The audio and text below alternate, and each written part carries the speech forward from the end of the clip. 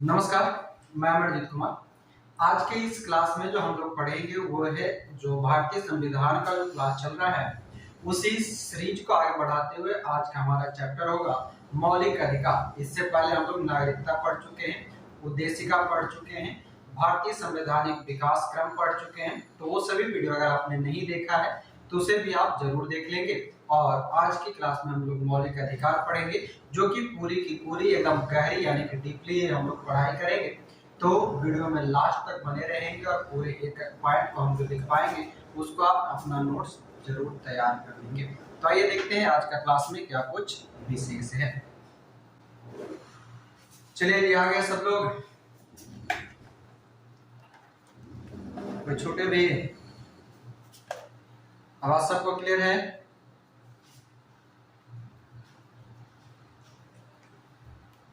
Okay, चलिए heading डाल लेंगे आज का मौलिक अधिकार। मौलिक अधिकार ना,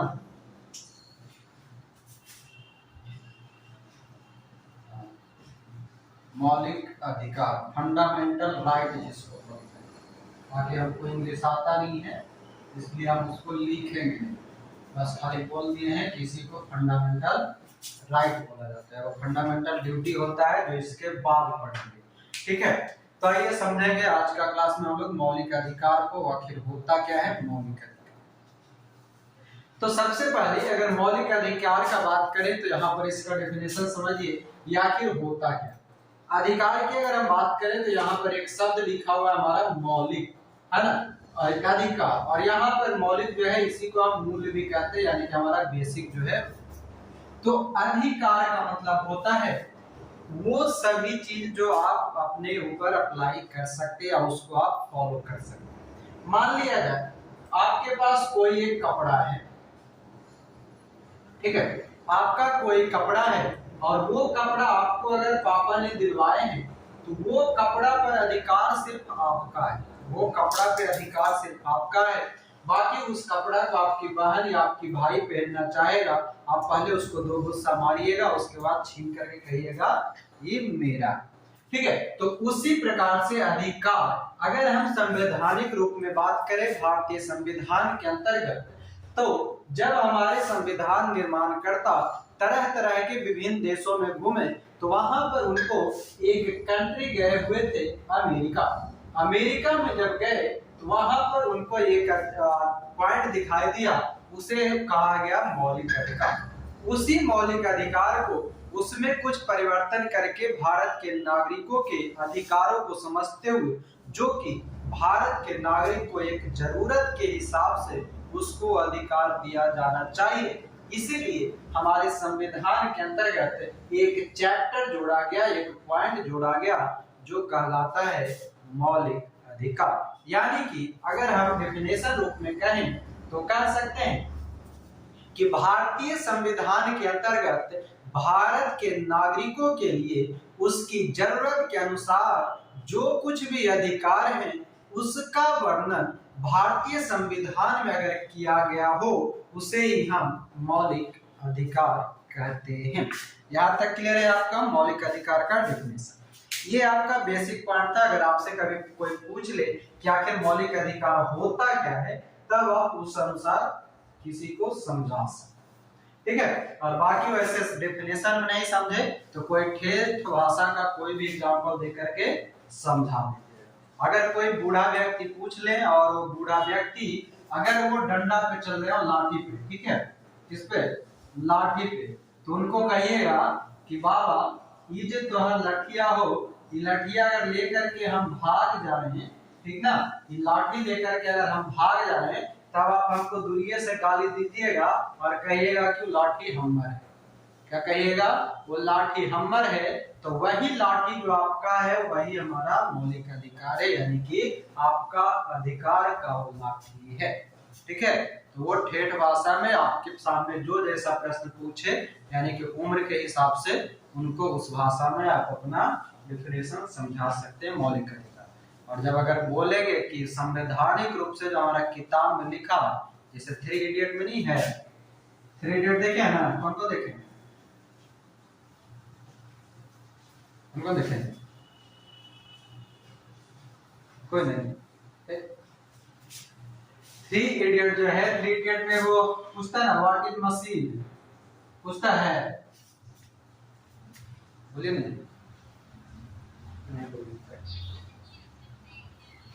अच्छा देखें, उसमें अमीर खान पीछे बैठा रहता है और उसमें पूछा जाता है कि व्हाट इज मशीन, ठीक है, तो आमिर खान पहले से ऑलरेडी हंस रहा होता है पीछे बैठ करके, तो उसी से पूछ लेता है। तो आमिर खान कहता क्या है कि वो सभी चीजें जो हमारी काम को आसान कर दे, चाहे जैसे ऊपर पंखा, बिजली, स्विच, पैंट का जिप खोल कर ऊपर नीचे करके दिखाता है, वो सभी सामान जो हमारे इस काम को आसान कर दे वो मशीन कर रहा है। तो उसका जो टीचर होता है वो कहता है डिफिनीशन बताओ जो किताब में लिखा है, तो नहीं बताता है। उसके बाद वो कौन चतुर रहता है, चतुर नाम का एक कैरेक्टर है उसमें, वो किताब का अच्छा लंबा चौड़ा डिफिनेशन वो रट्टा मारे रहता है, तो वो पूरा डिफिनेशन हो जाता है, मैं एक बार में लाइन में बोल दूंगा। टीचर को समझ में आया कुछ नहीं, फिर कहता है वाह गुड, ये है डिफिनेशन, ठीक है ना, ठीक है। तो फिर इसको आमिर खान को गुस्सा में मार करके निकाल देता है। आमिर खान जाता है गेट पर से लौट करके फिर आता है, फिर पूछता है, टीचर बोलता है अब क्या हुआ, तो आमिर खान ये उसका पेन और कॉपी जो छूट गया था, मतलब बस्ता जिसको कहते कॉपी किताब, वो छूटा, उसके बारे में इतना लंबा चौड़ा डेफिनेशन बताया, फिर भी तो नहीं समझ में आया, ठीक है। टीचर को बोला तुम कहना क्या चाहते हो, तो टीचर ये आमिर खान कहता है कि सर वो कॉपी किताब, तो टीचर कहते हैं इसे तो तुम आसान भाषा में भी समझा सकते हो, तो आमिर खान कहता सर अभी थोड़ा देर पहले हमने आसान भाषा में समझाने का प्रयास किया, आपको समझ में नहीं आया, ठीक ना। तो वही चीज है, आसान भाषा में जिसको न समझ में आए उसको आप इतना लंबा चौड़ा फेंक दीजिएगा, और जो आसान भाषा में समझ जाए उसको ये आसानी से समझा दीजिए। बात समझ में आ गया, मौलिक अधिकार समझ में आ गया ना। तो थ्री इडियट वाला फंडा अपना लेना है, जो जैसा समझे वैसा। बाकी आपको संवैधानिक रूप में जो परिभाषा है उसमें सिर्फ यही है कि भारत के नागरिकों के लिए जो कुछ भी जरूरत है उसके अधिकार जो दिया जाता है उसे क्या मौलिक अधिकार कहते हैं। ये तो हमारा बेसिक चीज है, ठीक है। अब आइए बात करते हैं, अगर मौलिक अधिकार है, मौलिक अधिकार में हमारे संविधान के अंतर्गत वर्णित है, तो संविधान के अंतर्गत वर्णित है तो कहीं ना कहीं तो होगा, तो कहा हमारे यहाँ हमारे संविधान में टोटल 22 भाग है। कितना भाग? 22 भाग। इसी 22 भाग के अंतर्गत हमारे पूरे संविधान का एक छोटा छोटा प्रारूप दिया गया है, और इसी 22 भागों में से एक भाग है हमारा भाग 3। कौन सा? भाग 3। इसी भाग 3 के अंतर्गत हमारा मौलिक अधिकार का चर्चा किया गया है, और मौलिक अधिकार का जो चर्चा किया गया है भाग कितना? 3, और इसके साथ टोटल अनुच्छेद कितना है, तो अनुच्छेद आपको पता होगा कौन सा, कहां से कहां तक? अनुच्छेद 12 से 35 तक टोटल जो अनुच्छेद हैं ये आपका मौलिक अधिकार से संबंध रखता है। अगर हम इसको देखें तो टोटल अगर 12 से 35 गिनिए तो के अनुच्छेद आता है? 12 में से 35 घटाइए, के गो? 23 गो, बोले नहीं 23 गो है ना, गणित हम जानते हैं, उनमें वैसे नहीं गिनना है ना, आप एक छोड़िएगा ना, रीजनिंग नहीं पढ़े हैं। रीजनिंग में वो होता है ना कि शुरू से 5 लड़का, पीछे से 6 लड़का, है ना, और पूछता है कि राम जो है दाएं से 5वां और बाएं से 6ठा नंबर पे, तो राम का स्थान कितना है, तो 6 5 11, मतलब पूछता है टोटल स्टूडेंट कितना है, ऐसा थोड़े कि 6 5 11 टोटल 10 से में रहेगा, ऐसा लोग रीजनिंग पढ़े हैं ना, वही ऐसे इसमें कीजिएगा तब। तो 23 अनुच्छेद यहाँ पर टोटल है। कभी कभी पूछ ले आप अगर आपको कि भाग 3 के अंतर्गत कुल कितने अनुच्छेद हैं, ठीक है, तो वो आपका है भाग टोटल 23। अब इसमें भी देखिए हम जब पढ़ेंगे इसको तो 12 से 30 अनुच्छेद 12 से 30 एक जगह बांट करके पढ़ेंगे। ध्यान दीजिएगा हम कहना क्या चाहते हैं, अनुच्छेद 12 से 30 एक जगह पढ़ेंगे और अनुच्छेद 32 से 35 एक जगह करके पढ़ेंगे, ये ध्यान रखिएगा। ये सब चीजें भी आप छोटा छोटा ऐसे ही लिखते चलिएगा, जैसे जैसे हम लिख रहे हैं वैसे वैसे भी आप अपना हेडिंग के नीचे लिखते चलिए। यहां तक क्लियर है आपका मौलिक अधिकार में? आगे देखिए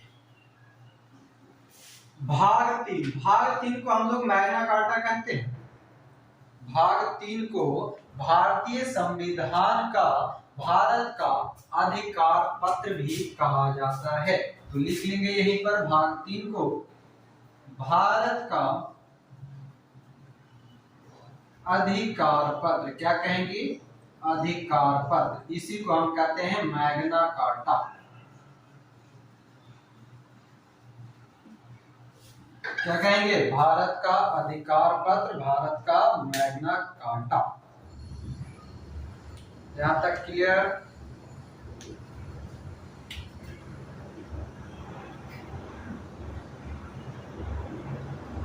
कोई दिक्कत यहां तक नहीं? बढ़े आगे, मिटा दे इसको। चलिए इतना तक मिटाते हैं, यहां तक हमारा बेसिक था भी, ठीक ना।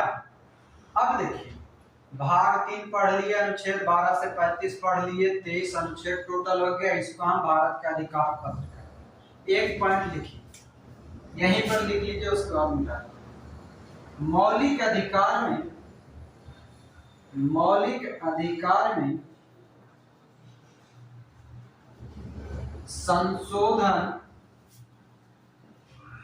किया जाएगा कि नहीं? यस और नो? होता है। मौलिक अधिकार में संशोधन किया जा सकता है एवं आपातकाल की स्थिति में, आपातकाल की स्थिति में भंग होता है कि नहीं? पता है ना?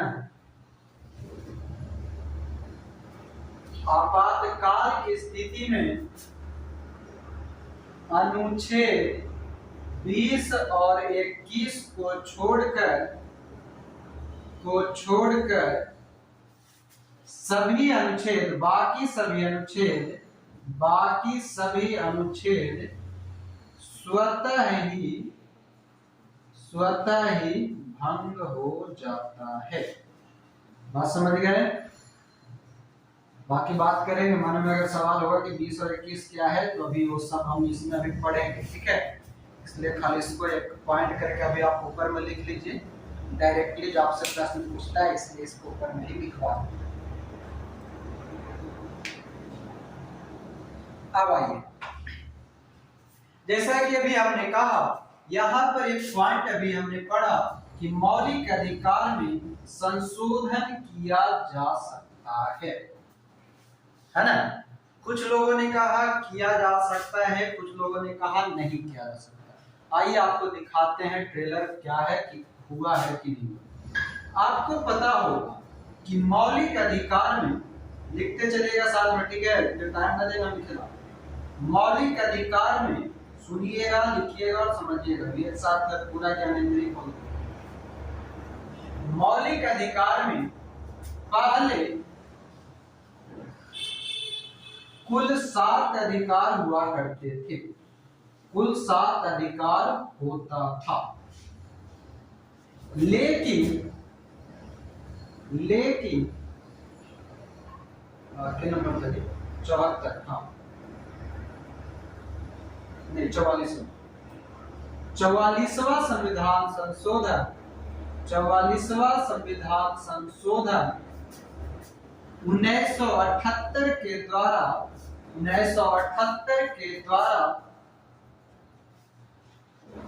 संपत्ति के अधिकार को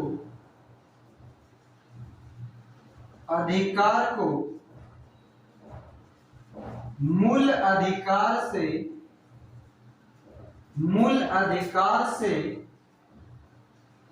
बाहर कर दिया गया। बाकी बाद में लिखवाएंगे कहां गया कि इधर से गया, ठीक है। मूल अधिकार से बाहर कर दिया गया। और अगला पॉइंट लिखेंगे, नीचे दिख रहा है यहाँ पे जो आगे लिख रहे हैं, जो देखा,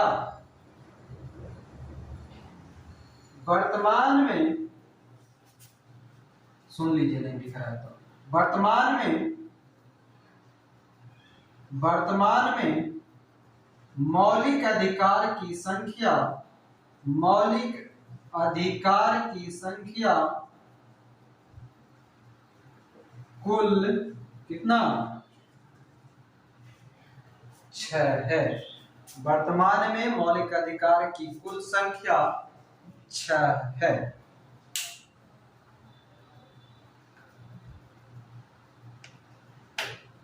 यहां तक क्लियर?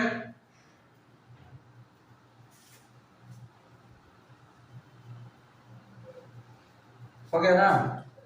तो ये आपका बेसिक जानकारी हो गया, यानी कि पहले हमारा 7 था, अब हमारा 6 है। तो हम इसी 6 मौलिक अधिकार का चर्चा करने वाले। तो अब लिखेंगे, हेडिंग बनाएंगे मौलिक अधिकार। हेडिंग आपका होगा ही, फिर से एक हेडिंग बनाएंगे, सब हेडिंग जिसको बोलते हैं मौलिक अधिकार। उसके सामने लिख लेंगे कुल 6, उसके सामने लिख लेंगे कुल 6, ब्रैकेट में लिख लेंगे वर्तमान में, ब्रैकेट में लिख लेंगे वर्तमान में। और एक कर करके हम लिखेंगे, एक कर करके हम लिखेंगे।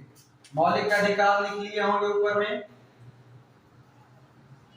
मौलिक अधिकार कितना, 6 वर्तमान में। अब पहला लिखेंगे, सबसे पहला आता है हमारा समानता का अधिकार। हम लिखते जाएंगे और सुनते चलिए और लिखते चलिएगा। समता एवं समानता का अधिकार, पहले एक जगह सब लिखवा देते हैं, उसके बाद तोड़ेंगे सबको। अनुच्छेद कितना, यहाँ पर लिख देते हैं अनुच्छेद, ठीक है, ऊपर में अनुच्छेद 14 से 18। समानता का अधिकार दूसरे में कौन रहेगा, समान रहेगा तो स्वतंत्र रहेगा। स्वतंत्रता, स्वतंत्रता का अधिकार, का अधिकार, स्वतंत्रता का अधिकार कितना, 19 से 22। स्वतंत्रता का अधिकार समान रहेगा तो स्वतंत्र रहेगा, और स्वतंत्र रहेगा तो क्या होगा, शोषण के विरुद्ध होगा, ठीक है, शोषण नहीं होगा। जो स्वतंत्र रहेगा उसका शोषण नहीं होगा। शोषण के विरुद्ध अधिकार, शोषण के विरुद्ध अधिकार, तो ये रहेगा आपका 2 23 से 24, ठीक है। समान रहेगा तो समान रहेगा तो स्वतंत्रता मिलेगा, स्वतंत्रता मिलेगा तो शोषण नहीं होगा, शोषण नहीं होगा तो धार्मिक स्वतंत्रता भी मिल जाएगा। चौथा लिखेंगे धार्मिक स्वतंत्रता का अधिकार, का अधिकार कितना से कितना, 25 से 28। धार्मिक स्वतंत्रता का अधिकार, समानता मिला, स्वतंत्रता मिला तो शोषण नहीं होगा, शोषण नहीं होगा तो आराम से बैठ के धार्मिक पूजा पाठ करेंगे, और पूजा पाठ करेंगे तो हमारा संस्कृति और शिक्षा भी बना रहेगा। संस्कृति एवं शिक्षा का अधिकार कितना, 29 से 30, ठीक है। समानता मिल गया, स्वतंत्रता मिल गया, स्वतंत्रता मिल गया तो हमारा शोषण नहीं होगा, शोषण नहीं होगा तो हम पूजा पाठ करेंगे, यानी कि धर्म का भी स्वतंत्रता मिल गया, और धार्मिक स्वतंत्रता मिल गया तो हमारा संस्कृति और शिक्षा सही होगा, और संस्कृति और शिक्षा सही हो जाएगा तो हमारा क्या हो जाएगा, संविधान में उपचार भी हो जाएगा, यानी कि संवैधानिक, सही बोले ना, सही लिख रहे हैं जी, संवैधानिक उपचारों का अधिकार।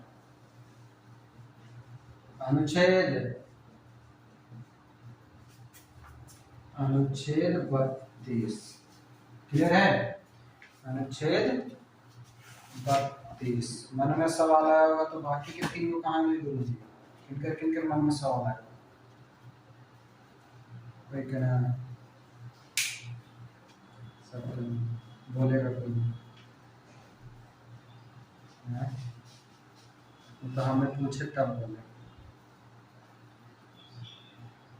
अच्छा लिखिए, बताएंगे आखिरी में बाकी के 3 को कहाँ जाता है। जो बीचवा में कोई ना छूटा है 14 से 18। हाँ शुरू में 12 13 छूटा है ना।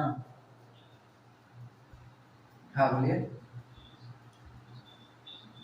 हाँ 31 तो निकल गया। 31 तो अभी बताएंगे ना। चलिए इधर लिख लीजिए, ऐसे डैश स्टार मार्क करके लिख लीजिए यहीं पर। मन में सवाल आ गया है तो लिखिएगा संपत्ति का अधिकार। साइड में लिखिएगा, उसको उसी में नहीं लिखिएगा। ये 6 मौलिक अधिकार ही है, 1 2 3 4 5 6। वो साइड में लिखवा है, नोट करके लिख लीजिएगा स्टार मार्क करके। संपत्ति का अधिकार, ठीक है, पहले हुआ करता था अनुच्छेद 31 में, ठीक है। वर्तमान में लिखेंगे, वर्तमान में ये जो है 300 के क में, अनुच्छेद किसमें? 300 के क में। और ये अब कैसा अधिकार है? अब कैसा? वैधानिक या कानूनी अधिकार है, ठीक है। ये मौलिक अधिकार नहीं, यानी कि संपत्ति रखना मूल अधिकार नहीं है आपका। जब मन करेगा तब सरकार आपका संपत्ति ले सकता है ना। 300 के का बोले या 300 के ए बोले। चलिए 300 के ए आया है तो यहीं पर एक पॉइंट और याद रख लीजिए, कभी काम में देगा। लिख लीजिएगा अनुच्छेद तो 300 के का भाग कौन सा? कितना नंबर भाग? 12। भाग 12 लिख लीजिएगा वहीं पर। अनुच्छेद 300 का आपका या ए भाग 12। यहां तक हो गया। भाग 12।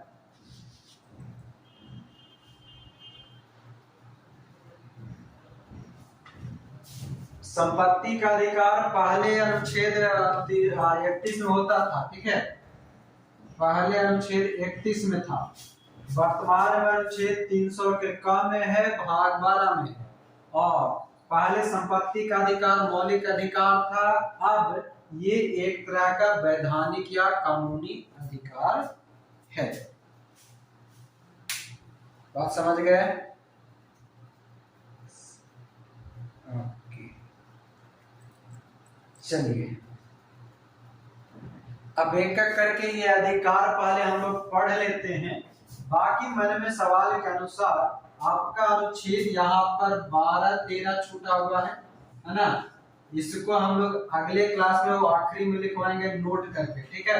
याद दिलवाइएगा 12 13 को नोट में लिखेंगे, ये आखिर जाता कहाँ है और क्या है। पहले इसको हम लोग एक जगह लिख लेंगे, सारे अनुच्छेद जो स्वतंत्र मतलब के अधिकार के अनुसार है वो। उसके बाद ये सबको नोट के अंतर्गत लिखेंगे, जो भी कुछ बचा हुआ अनुच्छेद रहेगा उसको, ठीक है। क्योंकि ऐसे डाल लीजिए तो 13 जो है मौलिक अधिकार का संरक्षण के रूप में काम करता है। बाकी बात करेंगे हम लोग एक एक करके। यहां तक मिटा दें, इसको मिटा दें।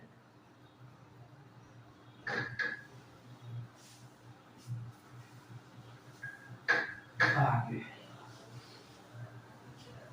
नहीं पूछेंगे तो जानते हैं मतलब पीछे से मोबाइल के पीछे से आशीर्वाद देती है, गुरुजी लिखो नहीं देता है, ऐसे तो 2 4 लोग देते रहते हैं।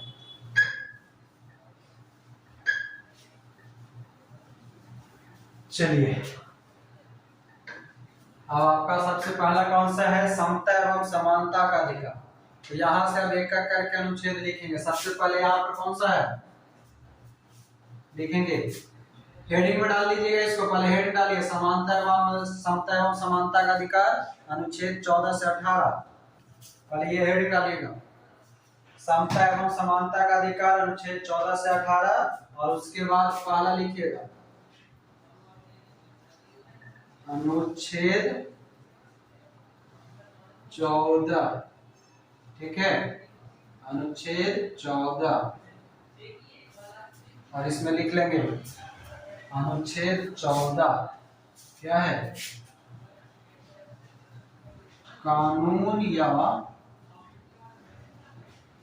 विधि के समक्ष समानता। बस आपसे यही इतना ही काम है, बाकी हम समझा देंगे ओरली,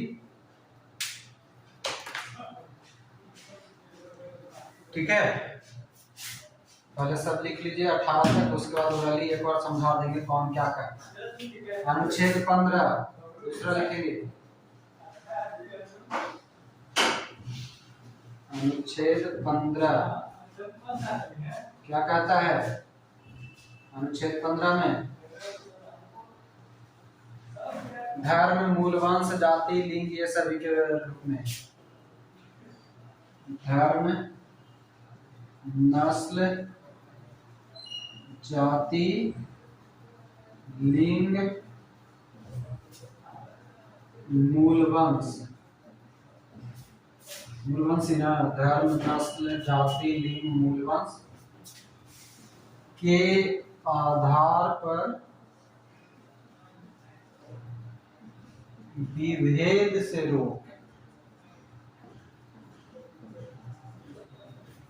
विभेद मतलब कोई में भेदभाव नहीं, धर्म, नस्ल, जाति, धर्म, नस्ल, जाति, लिंग और मूलवंश यानी कि जो भी कुछ उसका जन्म स्थान है, यहीं पर लिख लीजिएगा ब्रैकेट में जन्म स्थान के आधार पर विभेद से रोक मतलब निषेध। अगला लिखेंगे तीसरा पॉइंट, कौन सा, अनुच्छेद 16 अवसर की समानता, अवसर की समानता। चौथा लिखेंगे अनुच्छेद 17, 17 क्या कहता है,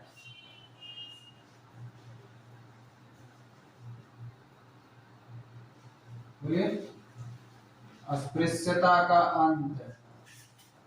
हाँ यहीं पर लिख लीजिएगा छुआछूत, छुआछूत से निषेध, छुआछूत का निषेध,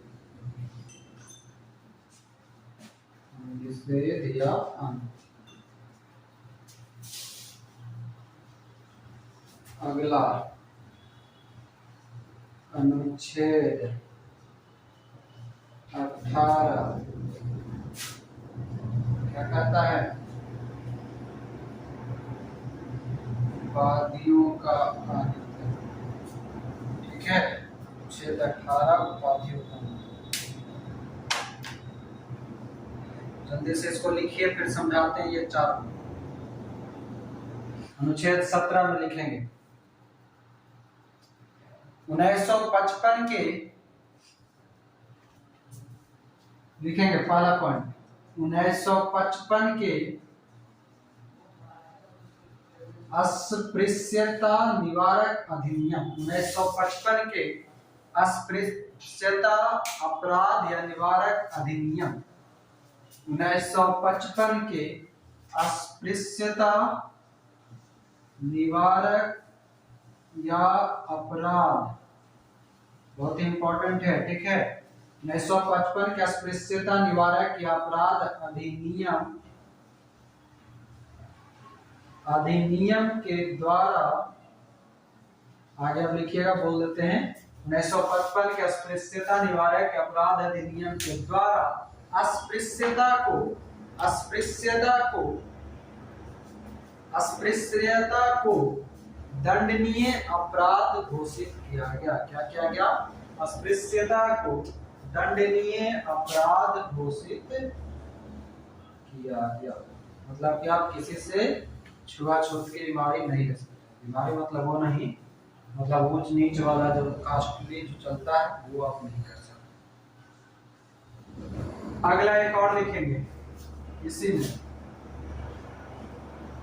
1989 में अनुसूचित जाति और अनुसूचित जनजाति 1989 में अनुसूचित जाति और जनजाति विधेयक, अनुसूचित जाति जनजाति एससी और एसटी जो होता है ना, शेड्यूल कास्ट और शेड्यूल ट्राइब, ठीक है, अनुसूचित जाति जनजाति निवारक या निरोध, निवारक या निरोध अधिनियम 1989 में एससी एसटी निवारक या निरोध अधिनियम के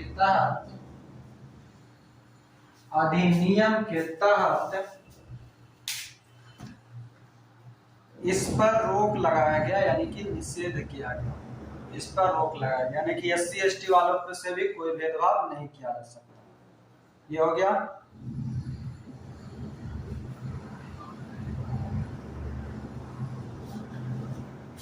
ये हो गया आपका अनुच्छेद 17 का। आगे अनुच्छेद 18 में लिखेंगे। अनुच्छेद 18 का 1955 के अस्पृश्यता निवारक या अपराध अधिनियम के द्वारा अपराध को दंडनीय अपराध घोषित किया गया, अस्पृश्यता को दंडनीय अपराध बनाया गया। और 1989 में एससी एसटी निवारक या निरोध अधिनियम लाया गया, जिसके तहत एससी एसटी जो भी लोग होंगे जाति जनजाति उन सभी से कोई भी भेदभाव नहीं किया जाएगा। अब अनुच्छेद 18 उपाधियों का अंत, इसमें लिखेंगे सेना एवं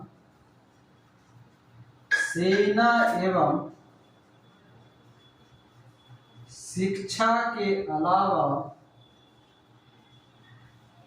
सेना एवं शिक्षा के अलावा राज्य किसी भी प्रकार का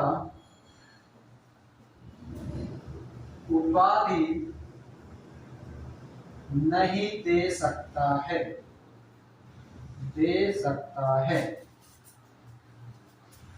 सेना अथवा शिक्षा संबंधी उपाधि के अलावा राज्य कोई भी अन्य उपाधि प्रदान नहीं कर सकता है। अगला लिखिएगा दूसरा पॉइंट,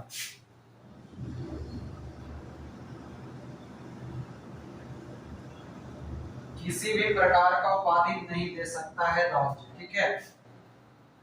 और इसका दूसरा पॉइंट लिखिएगा, जहां पर लिख रहे हैं इसको मिटा देते हैं, ठीक है। यहाँ पर लिखेंगे भारत का कोई भी नागरिक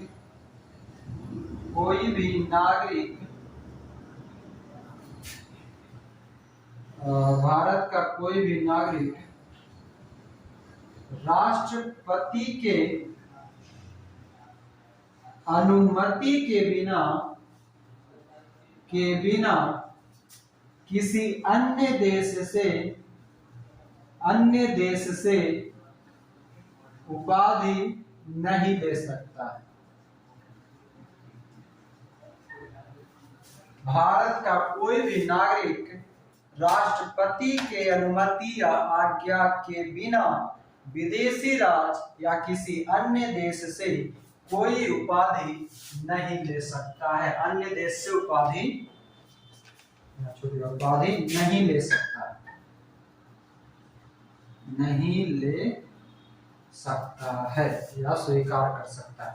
जैसे मान लीजिए कोई भी भारत का नागरिक, चाहे वो प्रधानमंत्री क्यों न हो, उनको अगर किसी अन्य देश से कोई उपाधि दिया जा रहा है तो उससे पहले भारत के राष्ट्रपति से अनुमति लेना। हो गया, हो जाना चाहिए। अनुच्छेद 17-18 समझ लिया हम लोग। अब आइए अनुच्छेद 14 समझते हैं। अनुच्छेद 14 क्या कहता है, देखिएगा सीधा सा बात, कानून या विधि के समक्ष समानता। क्या है? कानून या विधि के समक्ष समानता। मतलब भारत यहाँ पर सब जगह पे आपको राज्य यूज शब्द करेगा, ठीक है। राज्य का मतलब यहाँ पर भारत है, ठीक है। तो भारत जो है यानी कि कोई भी राज्य जो है किसी भी व्यक्ति को एक समान कानून के तहत ही एक समान सजा या जो कुछ भी फरमान होंगे वो एक समान दायर करेगा। यानी कि भारत के सभी राज्य के जो नागरिक हैं उसको कानून के सामने सब एक समान।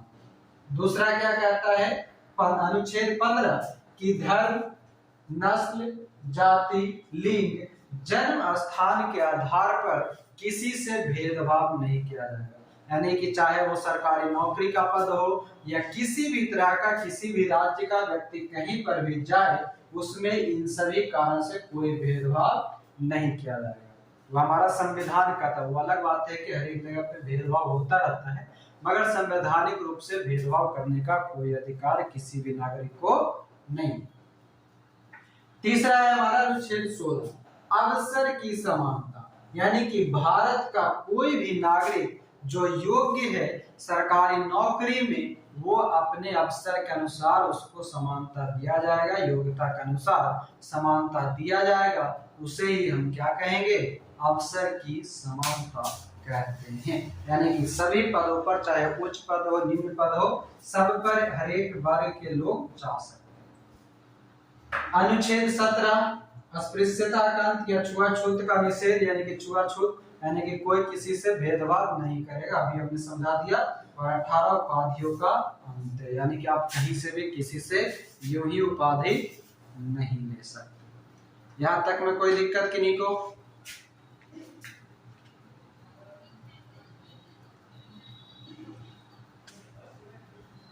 क्या बोले? 14 नंबर कोई भी राज्य किसी व्यक्ति को कानून के